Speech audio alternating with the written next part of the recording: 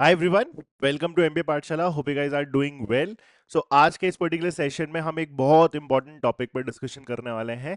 How to approach a DI set in CAT LRDI section, right. काफी सारे बच्चों का डीआई के रिस्पेक्ट में ये इंक्लिनेशन रहता है कि they find definitely DI tougher than LR, because इसमें नंबर क्रंचिंग है, डेटा एनालिसिस है, डेटा स्ट्रक्चरिंग, सब कुछ इन्वॉल्व रहता है।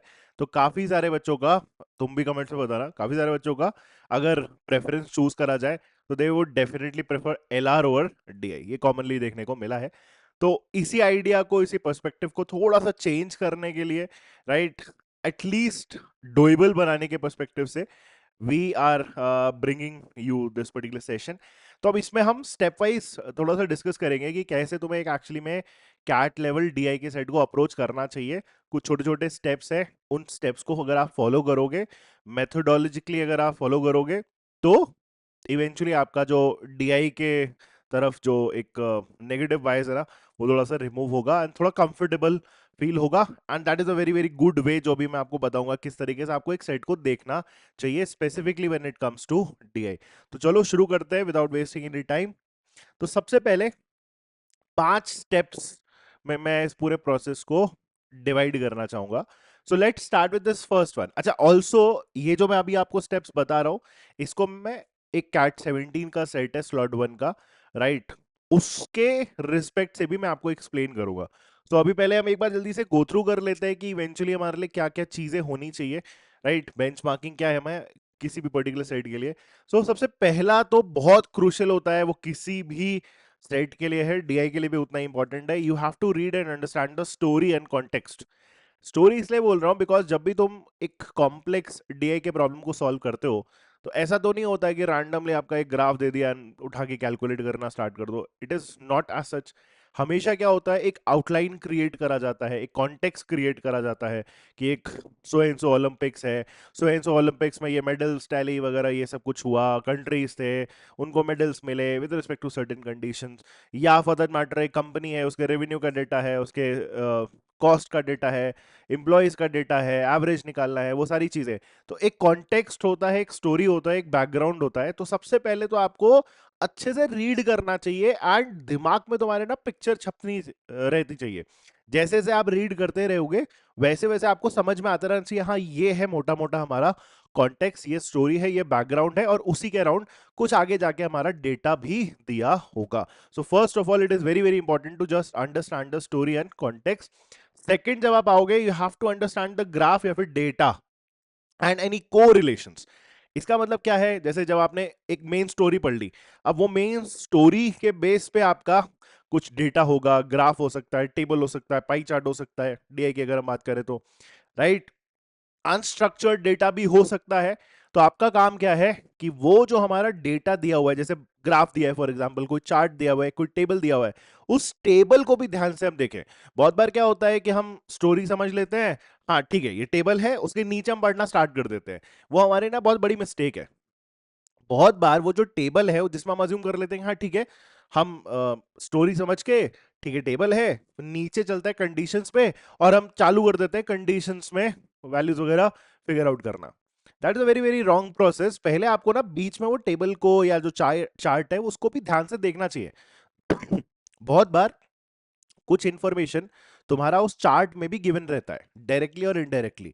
जैसे अगर कोई एक्स वाई एक्सिस पे कोई इंफॉर्मेशन दिया हुआ है, तो एक्स एक्सिस पे वो जो लेजेंड लिखे होते हैं कि ये वैल्यूज क्या डिनोट कर रहा है, या वाई एक्सिस पे ये वैल्यूज क्या डिनोट कर रही है, इनको भी रीड करना चाहिए। उनसे भी थोड़ी और क्लैरिटी बनती है।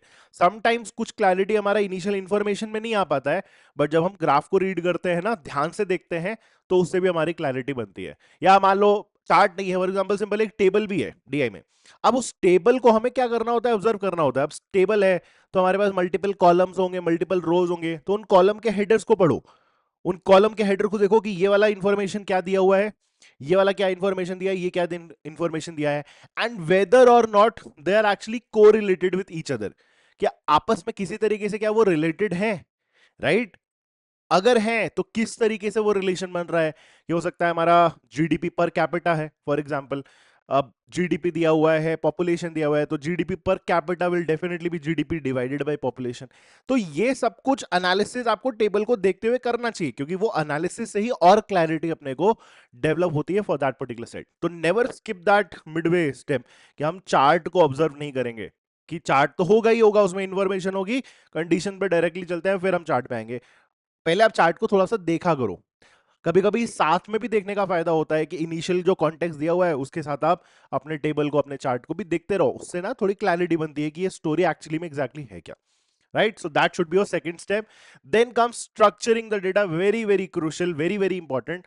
कभी कभी हमारा जो डेटा रहता है अनस्ट्रक्चर्ड फॉर्मेट में दिया होता है, अगर अनस्ट्रक्चर्ड फॉर्मेट में है तो उसको स्ट्रक्चर करते हैं।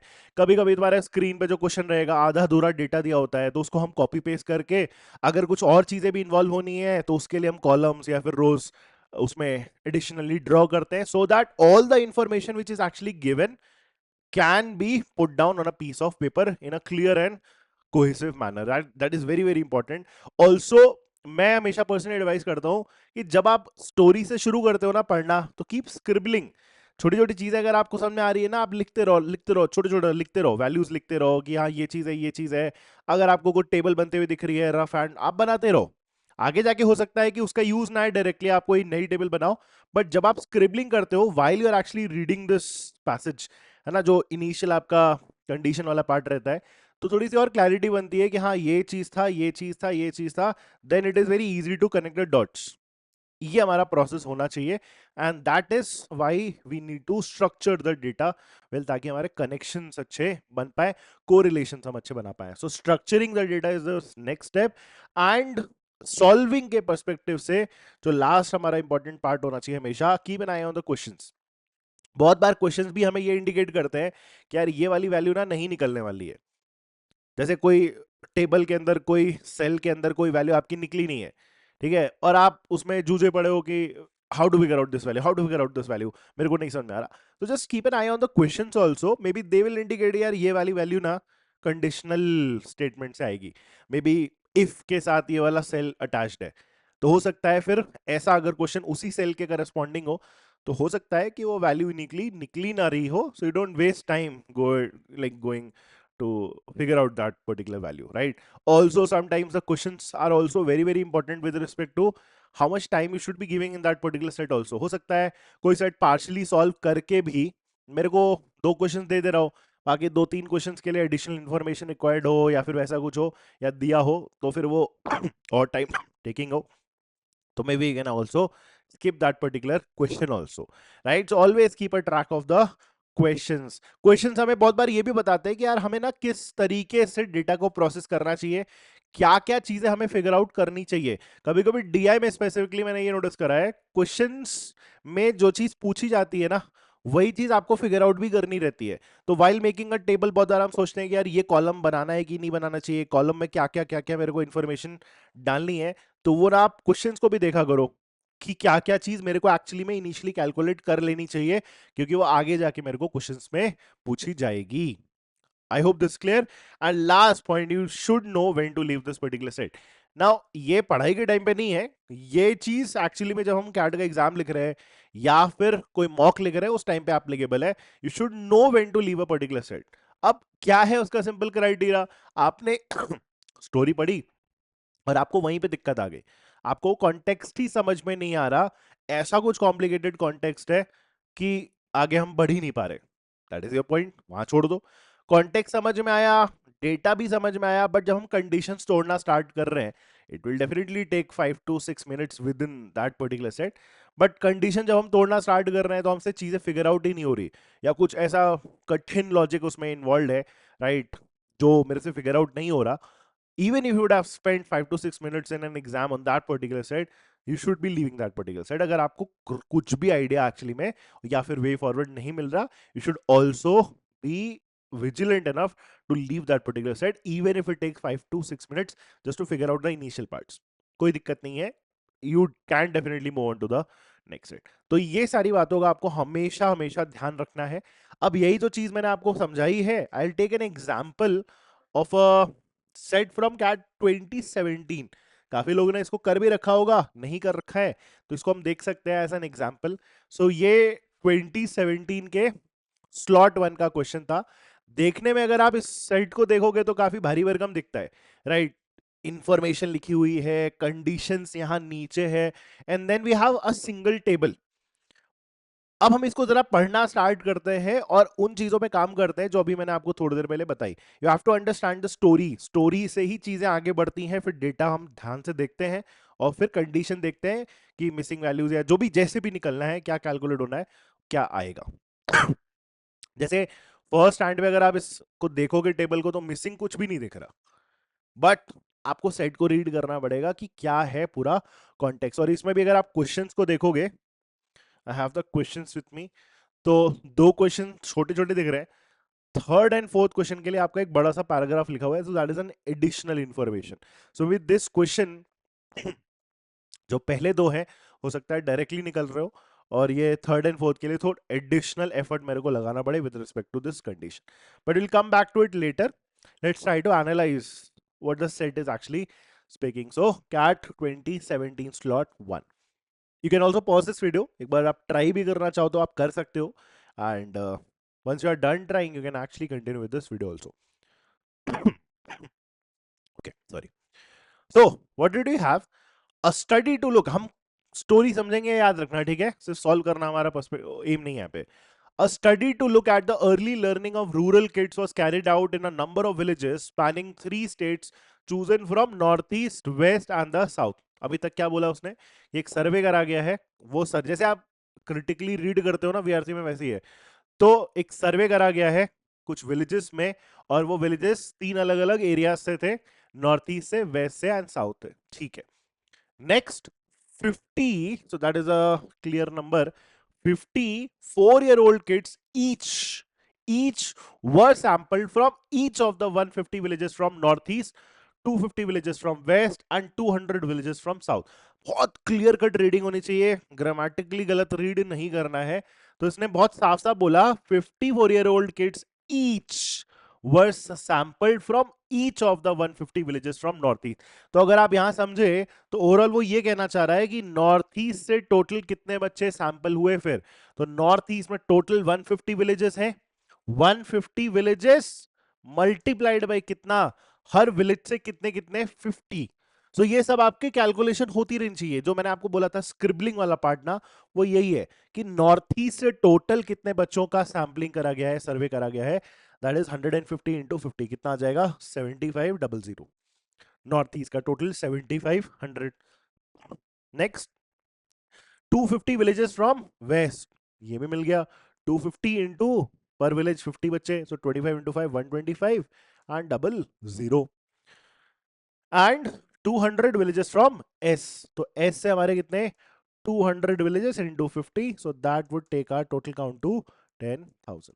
तो ओवरऑल अगर मैं देखूं तो 7500 12500, so that is what 20,000, 20,000 plus 10,000, so that takes our total to 30,000। तो आप समझ रहे हैं, राइट? क्रिटिकली रीड कर रहे हैं और धीरे धीरे हम डेटा को एनालाइज भी करते चल रहे हैं, तभी आप आगे जाके और क्लियर पढ़ पाओगे। तो आप पढ़ते रहोगे लाइन से तो फिर भूल जाओगे, कनेक्शन नहीं बना पाओगे, राइट? सो 30,000 बच्चे हमारे पास टोटल है। नेक्स्ट लाइन में देखो इसने क्या बोला, it was found that of the 30,000 served kids, वही 30,000 की बात कर रहे हैं। Of the 30,000 surveyed kids, 55% studied in primary schools run by government, जिसको हम G से डिनोट करेंगे। 37% study in private school, while the remaining 8% did not go to school. Now comes a very important point to understand how this is linked. ये जो 30,000 students हैं, ठीक है, 30,000 students जो हैं अपने पास, उनको ना दो तरीके से बाइफरकेट करा गया है। एक बार ये 30,000 बच्चों को हमने एरिया वाइज देखा, तो इतना इतना इतना का ब्रेकडाउन है, यही तो मतलब बना। नॉर्थ ईस्ट से 7500 है, वेस्ट से 12,500 है, साउथ से 10,000 है। एरिया वाइज हमारा ये बाइफरकेशन है सेम 30,000 स्टूडेंट्स का, और वही सेम 30,000 स्टूडेंट्स का एक नया बाइफरकेशन बताया है बस, कि आउट ऑफ दो 30,000 student 55% studied in primary schools. तो प्राइमरी स्कूल्स रन बाई, जिसको हमने डिनोट करा था जी से, तो वो कितना हो जाएगा 30,000 का कितना? 55%, राइट? तो 30,000 का 55%, तो 50% कितना हो जाएगा? 15,000, राइट? 15,000 और 5% और कितना हो जाएगा? 3,000 का आधा, 1,500, राइट? तो 1,500 और 1.5 के, so that will be 16,500, right? तो अब इसने बोला कि गवर्नमेंट रन जो स्कूल्स है, right? 55% studied in primary schools run by government, so that is 16,500. 37% study in private school, तो पी का वैल्यू कितना हो जाएगा? ये तो हमारा जी का वैल्यू हुआ, पी का वैल्यू कितना हो जाएगा? 37% ऑफ वही 30,000, सो 30,000 का 37%, सो 30,000 का लिख देता हूं, 30,000 का 37%, दिस विल बी व्हाट? 90 और 21, 90 और 21, 11,100, right? So this will be 11,100. ये हो गया हमारा पी का टोटल वैल्यू, और जो बचा हुआ होगा, while the remaining 8% did not go to school, तो 30,000 का ही ओ, जो तीसरा कैटेगरी है, वो रिमेनिंग कितना हो जाएगा हमारा? 8%. सो 30,000 का 8%, so that will be what? 2,400. You can just go ahead and check your calculation also. ये इवेंचुअली ये तीनों एड अप करके कितना बन जाना चाहिए आपका? 30,000 बन जाना चाहिए. तो अपने आप क्रॉस चेक भी होता रहता है. सो 500, 100 and 400. So 500, 100 and 400 would be 1,000 उधर हो जाएगा. 16 एंड 11 इज 27, 27 एंड 2 29,000, और एक एक्स्ट्रा 1,000 मिलके 30,000. तो अब यहां से समझ में आया कि मेरा यार वही सेम 30,000 स्टूडेंट्स का बाइफर्केशन है. एक बार जोन वाइज, रीजन वाइज बोल सकते हैं, और एक बार क्या है उनका, उनके whether the students, right? Students का प्राइमरी स्कूल्स में पढ़ते हैं या फिर प्राइवेट स्कूल्स में पढ़ते हैं, या फिर वो स्कूल ही नहीं गए. बाइफर्केशन. यहां तक की कहानी समझ में आई? ओके, अब आगे बढ़ते हैं. The kids surveyed were further divided into two groups based on whether their mothers dropped out of school before completing primary education or not. Now comes a very typical part. इसने मेरे को वो दो bifurcation तो समझाए, फिर इसने एक तीसरा बाइफर्केशन भी समझाया कि वही सेम स्टूडेंट को हमने फर्दर क्लासिफाई करा है on the basis of whether their mothers dropped out of primary education और नॉट. तो जैसे कोई भी बच्चा होगा, या तो उसकी मदर ने प्राइमरी एजुकेशन कंप्लीट करा होगा, या तो नहीं कंप्लीट करा होगा, है ना? या तो ड्रॉप आउट कर दिया होगा उस बच्चे की मां ने, या तो ड्रॉप आउट नहीं करा होगा. ये हमारा तीसरा क्लासिफिकेशन है. अब ये तीसरे क्लासिफिकेशन के नंबर्स कैसे निकलेंगे? अभी तक बाकी दो के तो निकल गए थे, डायरेक्टली उसने दिया था. तीसरे वाले के कैसे निकलेंगे, इसके लिए हम आगे बढ़ते रहते हैं. तो अब देखो, अब इसने बोला मेरे को ये टेबल है क्या. Now will come to this table, will understand how the table works, और स्ट्रक्चरिंग कैसे काम करेगी. The table below gives the number of kids in different types of schools for mothers who dropped out of school before completing primary education. Okay, now understand this. जैसे कोई भी random अगर मैं reason देखूं, जैसे नॉर्थ ईस्ट है, north east में total 7,500 बच्चे थे. अब नॉर्थ ईस्ट के जो टोटल 7,500 बच्चे हैं, अगर मैं इन तीन कैटेगरीज में देखूं, तो इस 7,500 में से कुछ बच्चे जी में होंगे, कुछ बच्चे प्राइवेट स्कूल्स में होंगे, और कुछ बच्चे ऐसे होंगे जो स्कूल कभी गए ही नहीं. सेम चीज वेस्ट रीजन से भी होगा. वेस्ट रीजन के जो 12,500 बच्चे हैं, उसमें से कुछ बच्चे गवर्नमेंट स्कूल्स में पढ़ते हैं, कुछ प्राइवेट में पढ़ते हैं, कुछ स्कूल ही नहीं गए, out of school. The same will be true for the south region also. जो साउथ रीजन वाले बच्चे हैं हमारे, उसमें से कुछ बच्चे गवर्नमेंट स्कूल में होंगे, कुछ प्राइवेट में होंगे, और कुछ हमारे आउट ऑफ स्कूल में होंगे. जब भी ये बाइफर्केशन होता है, तो हमारे सामने ग्रिड तैयार हो जानी चाहिए, है ना? अगर हर चीज के, जैसे नॉर्थ ईस्ट के 3 पॉसिबिलिटी, वेस्ट के 3 पॉसिबिलिटी, और आउट ऑफ स्कूल के भी 3 पॉसिबिलिटी, तो दिमाग दिमाग में ये चलना चाहिए था नॉर्मली ऐसा, कि हम नॉर्थ ईस्ट लिख लेते हैं, वेस्ट लिख लेते हैं, साउथ लिख लेते हैं, और ये 3 कैटेगरीज जी, पी एंड ओ, और ये हम कर लेते हैं अपनी ग्रिड तैयार. क्योंकि ये ग्रिड मेरे को वो सारी पॉसिबिलिटीज लिखने के लिए एक जगह दे देगी, दैट इज कॉल्ड स्ट्रक्चरिंग, है ना? नॉर्थ ईस्ट के जी, नॉर्थ ईस्ट के पी, नॉर्थ ईस्ट के ओ, वेस्ट के जी, वेस्ट के पी, वेस्ट के ओ. साउथ के जी, साउथ के पी, साउथ के ओ, सारी वैल्यूज आती, यहां तक की कहानी। लेकिन इसके बाद जो इसने इंफॉर्मेशन दी वो एक फर्दर बाइफरकेशन है। तो अब आपको ये रियलाइज करना है कि इसको हम और कैसे इसी डायग्राम में इंप्लीमेंट करें, और ये टेबल क्या दिया हुआ है। तो नोटिस करो, जैसे नॉर्थ ईस्ट के जो ये गवर्नमेंट स्कूल में पढ़ने वाले बच्चे हैं, जो भी नंबर है राइट, इस ब्लॉक में जो भी नंबर आएगा उसको भी हमने दो पार्ट्स में डिवाइड करा है ना। नॉर्थ ईस्ट एग्जाम्पल के लिए जो बच्चे गवर्नमेंट स्कूल में पढ़ते हैं, इनको भी हमने दो पार्ट में डिवाइड करा। कुछ बच्चे उसमें से ऐसे होंगे जिनकी मदर ने ड्रॉप आउट करा होगा, और बाकी बचे हुए बच्चे ऐसे होंगे जिनकी मदर्स ने ड्रॉप आउट नहीं करा होगा। एंड ये जो बाइफरकेशन है ये हर एक पॉसिबल कॉम्बिनेशन के लिए होगा।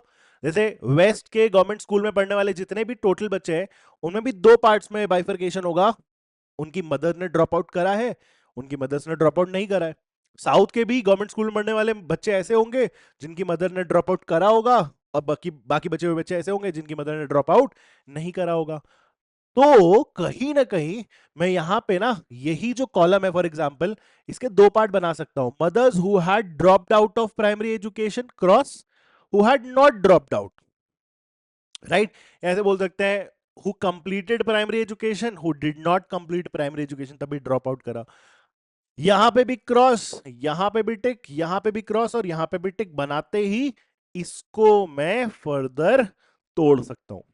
तो अब नोटिस करोगे आपके सारे पॉसिबल कॉम्बिनेशन आप लिखे जा सकते हैं। नॉर्थ ईस्ट से गवर्नमेंट स्कूल में पढ़ने वाले जो बच्चे होंगे उनमें ऐसे बच्चे होंगे जिनकी मदर ने प्राइमरी एजुकेशन कंप्लीट नहीं करा है, और कुछ ऐसे बच्चे होंगे नॉर्थ ईस्ट से गवर्नमेंट स्कूल में पढ़ने वाले जिनकी मदर ने प्राइमरी एजुकेशन कंप्लीट करा है। Now we have all the possible combinations and वो इस पर्टिकुलर ग्रिड में लिखे जा सकते हैं। And if I actually realise this particular table, इसके बारे में बहुत क्लियर शब्दों में क्या लिखा था, the table below gives the number of kids in different types of schools for mothers who had dropped out of school before completing primary education. Dropped out मतलब क्रॉस वाले के एक्चुअली में सारे वैल्यूज दिए हैं, इनके वैल्यूज दिए हुए this this this this this this and this है समझ में। And now once we realise कि वो आधा हमारा ग्रिड दिया हुआ है, तो हमारा mainly target through these points क्या होगा, जो remaining half of the grid है उसको हम फिल करें obviously through these points. But now you have a very very clear picture कि ये हो क्या रहा है। ये एक पूरा पूरा बाइफरकेशन डिस्क्राइब था, उस बाइफरकेशन के आधी ज्यादा वैल्यूज दी हुई थी, आधा टेबल हम ऑलरेडी यहां पे एग्जिस्टिंग देख रहे हैं, और remaining half of the table मेरे को एग्जैक्टली फिगर आउट करना है। Maybe these values will also come into role and will have to look at this condition. तो मेरे को प्रीटी मच सॉर्टेड रहेगा कि हमारा अगला एफर्ट किस डायरेक्शन में होगा। But yes, this was what I was actually talking about reading and understanding the story and context, understanding the graph data and any correlation, and about the structuring of the data. I hope it is pretty much clear. आओ हम जरा जल्दी से इसको देख भी लेते हैं। We have once we have started this we can not leave this unsolved, तो let's go and solve this also. तो नाउ यही ग्रिड बनेगी, ड्रॉप्ड नॉट ड्रॉप्ड लिखा है मैंने, राइट। ड्रॉप्ड का मतलब वो क्रॉस था और ये टिक था, क्रॉस था और ये टिक था, क्रॉस था और ये टिक था। तो अब हमारे पास देखो आधा डेटा हमने यहाँ पे कॉपी पेस्ट कर रखा है। तो ये क्रॉस वाले की वैल्यूज थी, who had dropped right out of school before completing primary education, 42 42 51, वो टेबल हमारे पास ऑलरेडी है। ठीक है, अब ये टोटल भी दिया हुआ था, ये टोटल एक्चुअली में गवर्नमेंट स्कूल में पढ़ने वाले बच्चों का जिनकी मदर ने ड्रॉप आउट करा था उसका एडिशन वाज 13500। ना if I actually go back and just see my values, तो काफी सारी वैल्यूज हमारे पास और आई थी। जैसे नॉर्थ ईस्ट का 7500 था, तो अब नॉर्थ ईस्ट का जैसे 7500 आपका टोटल है ना, तो वो जो 7500 नॉर्थ ईस्ट का टोटल है उसके भी दो पार्ट्स होंगे, टोटल ड्रॉप्ड आउट वाले प्लस नॉट ड्रॉप्ड वाले। तो 7500 में से नॉर्थ ईस्ट के जो 7500 बच्चे हैं उनमें से 5000 बच्चों की मदर ने ड्रॉप आउट करा था, तो ऑब्वियसली 7500 माइनस 5000 रिमेनिंग 2500 स्टूडेंट्स की मदर ने ड्रॉप आउट नहीं करा होगा, तो ये 7500 बेसिकली इस तरीके से यूज ऑन में आने वाला है कि ये 2500 है। एंड आई ऑल्सो अंडरस्टैंड ये 2500 किसका वैल्यू है, ये 2500 this plus this plus this का वैल्यू, नॉर्थ ईस्ट से across the regions not dropped वाले जो ब्लॉक्स है उनका एडिशन ही हमारा 2500 है। तो अगर इनमें से कुछ वैल्यूज मिली तो we can actually figure out the remaining values as well. तो ये हो गया 7500 था। नेक्स्ट कितना था, शायद 12500 और फिर 10,000। So this was 12500 and this was 10,000। 12500 में से ड्रॉप्ड वाले का नंबर कितना है, 73, राइट, 73 है। So this will be what 5200, right, so this will be 5200 and 10,000 में से 5700 हमारा यहाँ है, तो रिमेनिंग यहाँ पे कितना हो जाएगा 4300। This is done. Not drop का भी टोटल निकल जाएगा। ऐसे भी देख सकते हो कि टोटल तो मिला के ये 30,000 ही है। 18,000 उसमें से ऐसे स्टूडेंट है जिनकी ओवरऑल मदर्स ने ड्रॉप आउट करा था, तो रिमेनिंग 12,000 ने ड्रॉप आउट नहीं करा होगा। Now how do I figure out these values, तो इसमें भी याद करो गवर्नमेंट का टोटल, प्राइवेट का total and out of school का भी टोटल हमारे पास दिया हुआ था जो हमने फिगर आउट किया था, राइट। सो गवर्नमेंट का टोटल वाज 16,500, गवर्नमेंट का टोटल है 16,500। सो 16,500 हमारा ये पूरा टोटल बनेगा, है ना, पूरा टोटल। अब इस 16,500 में भी ये भी समझो, 16,500 में जो कि ये दोनों कॉलम का टोटल हुआ, क्योंकि वो टोटल मिला के गवर्नमेंट स्कूल्स का ओवरऑल वैल्यू है, इन 16,500 में से 13,500 तो वो बच्चे थे जिनकी मदर ने ड्रॉप आउट करा था, तो रिमेनिंग ने ड्रॉप आउट नहीं करा होगा, right. So 16,500 minus 13,500, so that will give me what 3,000। तो इसका टोटल में मेरा 3,000 आएगा। तो फिर उसी तरीके से जैसे इससे हमने ये बोला था कि this plus this plus this है, वैसे ये 3,000 क्या हो जाएगा, this plus this plus this, correlations. Next अगला क्या था, सो दैट वाज 16,500, 11,100, 11,100। सो ये दोनों का एडिशन वाज 11,100 एंड लास्ट क्या था 11,100 और लास्ट था 2,400। So this is 2,400। तो अब ये 11,100 एंड 2,700 कितना आएगा, दिस विल बी व्हाट 7,300, है ना, 79, यस 7,300 और 1,100 ऐड करके 8,400 ये बन जाएगा। और 1,800 और 2,400 का डिफरेंस कितना आ जाएगा, 600। ये हो गई वैल्यूज की जो टेबल है उसमें ओवरऑल्स के ओवरऑल कुछ values figure out. And now we have these three conditions. यहां तक समझ में आया तो डेफिनेटली हम आगे भी बढ़ेंगे। अब हम अपने तीन कंडीशंस को नोटिस करते हैं। तो इसने क्या बोला, कुछ इसने कंडीशंस वगैरह दी होंगी, let's use a different colour for now. So first statement इसने क्या बोला, in S 60% of the served kids were in G. Now will come back to this table and will try to understand. ध्यान से, एक बार में नहीं समझ में आएगा, दो बार पढ़ेंगे बट क्लियरली पढ़ेंगे, राइट।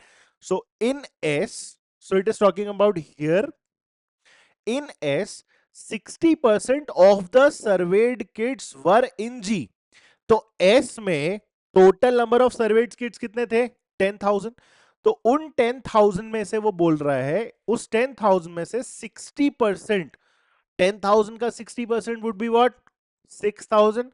तो S में 6,000 बच्चे किसमें थे, जी में थे। तो जब S में 6,000 बच्चे जी में हैं, जब ये बोला जा रहा है तो जी का मतलब क्या हो जाएगा, ये पूरा मिला के, राइट, पूरा मिला के होगा ऑब्वियसली। एस का अगर आपसे बोला जाए जी में कितने बच्चे पढ़ते हैं, तो एस से जी में बच्चे ये टोटल मिला के, तो ये टोटल अगर हमारा 6,000 है, ये 5,100 है, तो डेफिनेटली ये कितना हो जाएगा तुम्हारा 900। ऐसे वैल्यूज टूटेंगी। ये हो गया। नेक्स्ट, मोरओवर इन एस, अभी एस में ही है, moreover in S all surveyed kids whose mothers had completed primary education were in school। now this is slightly complicated, लिखा किस तरीके से, तो ये बोलना चाह रहा है एस में all surveyed kids whose mothers had completed primary education, मतलब ड्रॉप आउट नहीं करा था ये वाला। तो एस में वो सारे बच्चे जिनकी मदर ने ड्रॉप आउट नहीं करा था, वो सारे के सारे बच्चे स्कूल में हैं, ठीक है। तो इसका मतलब एस में ऐसा कोई बच्चा नहीं है, राइट, जिसकी मदर ने ड्रॉप आउट नहीं करा था और वो बच्चा स्कूल से बाहर है। दैट एक्चुअली मेंट कि यार साउथ रीजन में यहां पे स्पेसिफिकली, क्योंकि ये वो बच्चे हैं जो स्कूल से बाहर है, राइट। तो इसमें जो बच्चे स्कूल से बाहर हैं उनमें 0 बच्चे होने चाहिए जिनकी मदर ने कंप्लीट करा था प्राइमरी एजुकेशन, क्योंकि वही उसने बोला in S all served kids whose mothers had completed primary education. मतलब दिस एंड दिस, ये 3 रीजन्स हुए जहां पे mothers had completed primary education वाली वैल्यूज है। ये 3 रीजन में सारे के सारे जो बच्चे थे वो स्कूल में हैं, मतलब यहां हमारा 0 आना चाहिए, क्योंकि यहां पे अगर कोई वैल्यू आई तो उस पॉइंट को कॉन्ट्रडिक्ट कर रहा है। क्योंकि यहां पे अगर कुछ आपने नंबर लिखा तो फिर आप ये बोल रहे हो कि कुछ ऐसे बच्चे हैं जो स्कूल में नहीं है बट फिर भी उनकी मदर ने प्राइमरी एजुकेशन कंप्लीट करा। That is not the case, उल्टा बोला था उसने, all served kids whose mother had completed primary education were in school. वो सारे के सारे बच्चे स्कूल में होने चाहिए जिनकी मदर ने प्राइमरी एजुकेशन कंप्लीट करा था, इसलिए यहां पे 0 है। एंड नाउ नोटिस करो ये सारी वैल्यूज अब आपस में एक जिक्सॉ पजल की तरफ फिट हो रही है। कैसे? बिकॉज मुझे पता था कि 4300 ये टिक वाले की वैल्यू थी दिस एंड दिस में। तो अगर 4300 में से यहां पे हमारा 900 आ गया तो रिमेनिंग सारी वैल्यू हमारी कहां आएगी, यहां पे आ जाएगी, है ना। सो 5700 सॉरी 4300 में से 900 क्या कर दो, सब्ट्रैक्ट कर दो, तो कितना हो जाएगा, 3400 हो जाएगा। Yes, so that will be what, 3400। ये वैल्यू मिल गई अपने को। नाउ दिस इज गुड, हो गया। फर्स्ट पॉइंट अब अपना पूरा डन है। Second point, in north east among the O kids. So in north east among the O kids, यहां पे बात कर रहे हैं। In Northeast, among the orchids, 50% had mothers who had dropped out before completing primary education. Nice. तो ये बोल रहा है कि नॉर्थ ईस्ट में among the orchids 50% had mothers who had dropped out. तो remaining 50% would have had mothers who wouldn't have dropped out. तो ये दोनों 50-50% है, तो इसका मतलब ये 300 है तो ये भी 300 बनेगा। And now you will understand this coming into picture, क्योंकि अगर ये 300 है और ये 0 है और ये टोटल मिला के 600 है, so this would also become 300। अब क्या बचा, ये 4 वैल्यूज बची। ये हो गया second point done. And finally the third point, the number of kids in G in north east. Number of kids in G in north east, इसका मतलब इसकी बात कर रहा है, was the same as the number of kids in G in W। G in W कौन हुआ, ये हुआ। नाउ नाइस, ये बोल रहा है कि ये ओवरऑल मिला के इस ओवरऑल के बराबर होना चाहिए। ये दोनों वैल्यू का जो एडिशन है शुड बी इक्वल टू ये दोनों ये दोनों वैल्यूज का एडिशन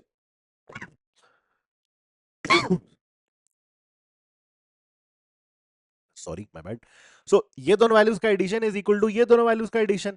अब इसमें अगर ये दोनों वैल्यूज हमारी ऑलरेडी सेम है तो ये एडिशन बराबर होने के लिए ये भी तो वैल्यू बराबर होनी पड़ेगी, राइट। तो बस काम आसान है, क्योंकि 3000 में से 900 हमारा यहां था, तो ये दोनों मिला के कितना बचा था, 2100 बचेगा।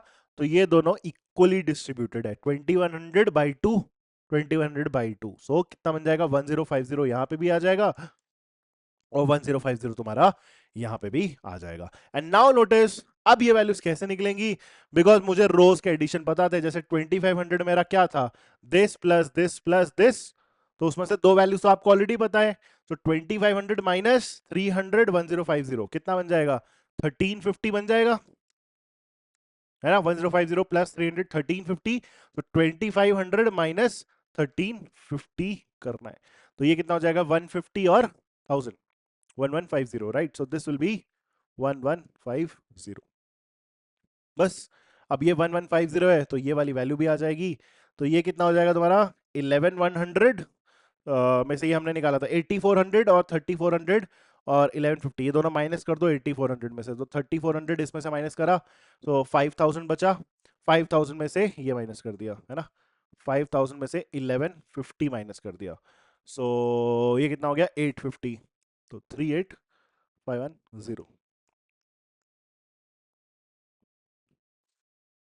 राइट 3850। एक बार फाइनली बस हम कैलकुलेशन जरा चेक कर लेते हैं, तो 16500, सो 13500, 3000 ये डन था। फिर 900 आया है 1050, दिस इज ओके 21,9 3000, 8400 में से 34 ये भी ठीक है, और 3850 और 1150, नाइस। सो 345 और 34 84, 600 में 33 हो गया। ऐसे नंबर बैलेंस है कि नहीं एक बार देख लेते हैं। 2500, सो 1050, 1150 और 300, 1150 प्लस 1050 वुड बी 2200, 2200 एंड 300, 2500 वो हो गया।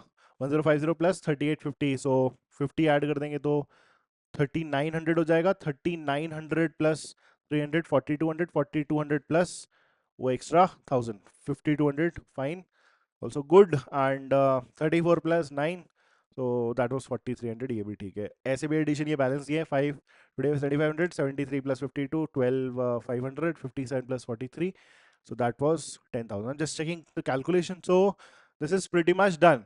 तो ये हो गया तुम्हारी पूरी पूरी अब टेबल क्या complete, and now on the basis of this we can actually take a look at the questions also. तो मैंने आपको बोला था क्वेश्चंस आप सॉल्व करना, मैंने आपको बोला था कि जैसे इसमें पहले दोनों क्वेश्चंस डायरेक्टली मेरे को दिख रहा है कि यार कैसे निकल सकते हैं from the table itself. What percentage of kids from S were studying in P, from S were studying in P, तो एस का टोटल डिनोमिनेटर बन जाएगा that is 10,000।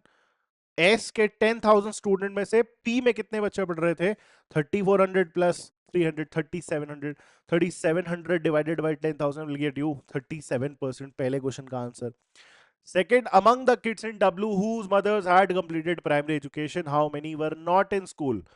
W whose mothers had completed primary education, how many were not in school?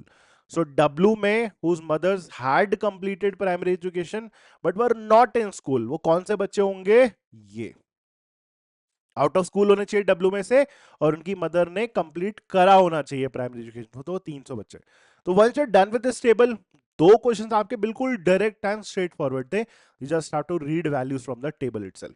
जो बाकी के हमारे questions है they need some additional information, और इसको एनालाइज करने के बाद हमारा third and fourth question solve होगा। Now this I leave as a small homework for you, इसको ट्राई करना, once you have the answers put that in the comments, but try जरूर करना। एंड ये अब आपको एक्चुअली में ये भी इंडिकेट करता है कि यार कैट में बहुत बार ऐसे सेट्स भी आते हैं जिनको ना पार्शियली सॉल्व किया जा सकता है। Even if you get 2 questions out of this and let's say आपको टाइम कम बचा हुआ है, if you can leave the third and fourth question because additional इसमें नंबर क्रंचिंग इन्वॉल्व है, तो you can actually leave that and 2 questions is good to go. तो CAT also gives you that possibility, right, to attempt a set partially. I hope सबको समझ में आया, that was the entire idea, कि किसी भी डीआई सेट को आपको प्रोग्रेसिवली लेके चलना पड़ेगा, हर उसका एलिमेंट उतना ही इक्वली इंपॉर्टेंट है। You just have to keep reading things, you have to analyse things, you have to structure well. सब कुछ अगर हो रहा है तो सब कुछ इंफॉर्मेशन आपका सेट में दिया रहता है टू सॉल्व दैट। ऐसा कुछ नहीं है कि बाहर से इंफॉर्मेशन मेरे को लेके आनी है। तो I hope this made sense to you. Next time you actually go and practise a DI set, या फिर कोई भी कॉम्प्लिकेटेड डीआई सेट प्रैक्टिस कर रहे हो, सॉल्व कर रहे हो, तो try these steps, it will eventually help you guys.